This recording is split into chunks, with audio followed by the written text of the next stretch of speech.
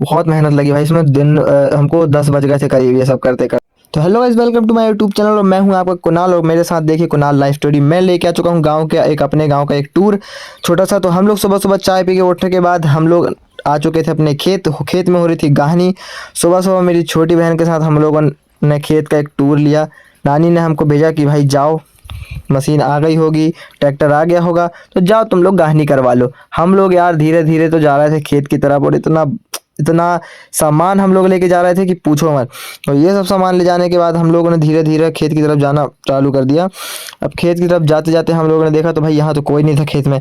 हम लोग अकेले जा रहे थे और पूरा खेत सुनसान पड़ा था सुबह सुबह। वैसे भी सुबह 7 8 बजे कोई उठता नहीं। हम लोग पहुंच चुके थे अपने खेत की तरफ। ये देख रहे हो बाजू में, ये है हमारा खेत। ये आम का पेड़ जहाँ पे लगा है और सामने खड़ा हो चुका था ट्रैक्टर आके सुबह सुबह। तो हम धीरे धीरे निकलते हैं ट्रैक्टर की तरफ जाने के लिए। और वीडियो बनाने के चक्कर में मेरी बहन तो बहुत आगे जा चुकी थी, तो मेरे को वो आवाज़ दे रही थी और मेरे को जल्दी जाना पड़ा। तो अब मैं यहाँ, हम लोग पहुँच चुके थे यहाँ पर।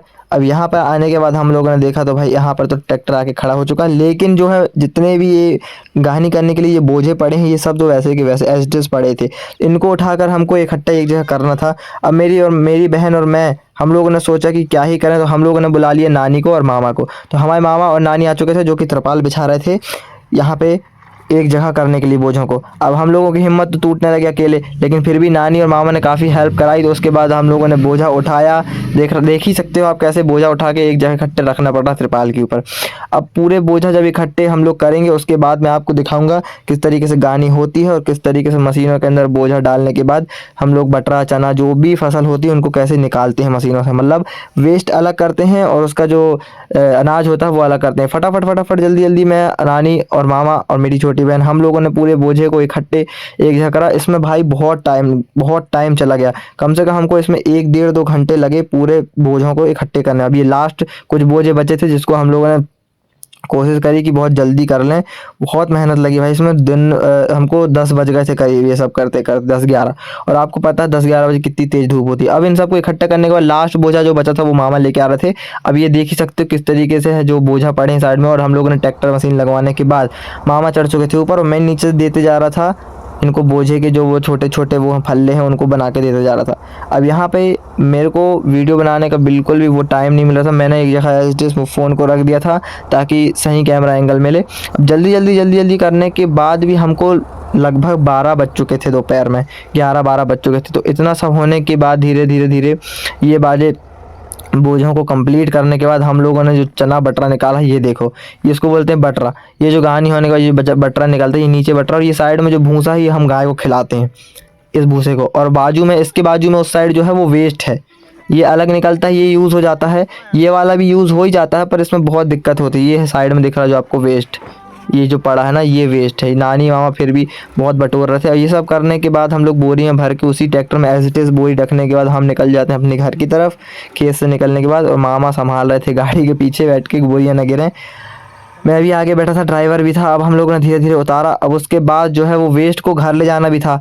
तो इतना काम था ना भाई, इतना काम था कि मैं क्या ही बता दूं।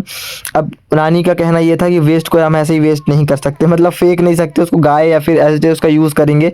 तो हम लोगों ने, मैं और मेरी छोटी बहन ने इतनी धुलाई की है ना 2 व्हीलर में। नाना की स्प्लेंडर जिंदाबाद भाई, कितना ही वेट रख के ले जा लो तुम।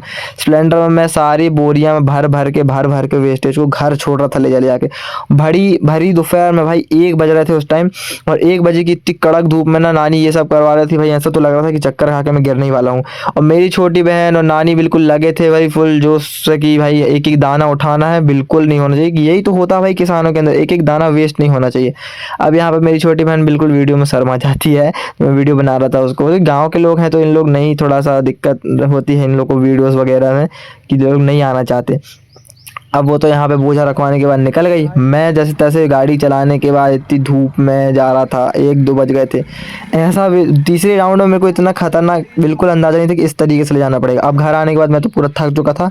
पूरे बोझा घर में लाने के बाद मैं बिल्कुल थक चुका था भाई। अब मेरे को जाना था सीधे खाने। मैं नहाता भी नहीं, मैं नहाऊँगा भी नहीं, सीधा खाना खाऊँगा। तो यार मैं मस्त थोड़ा सा हाथ पैर धुल के, गाड़ी ये जो है नाना की बहुत मजबूत है, बहुत ज़्यादा भाई।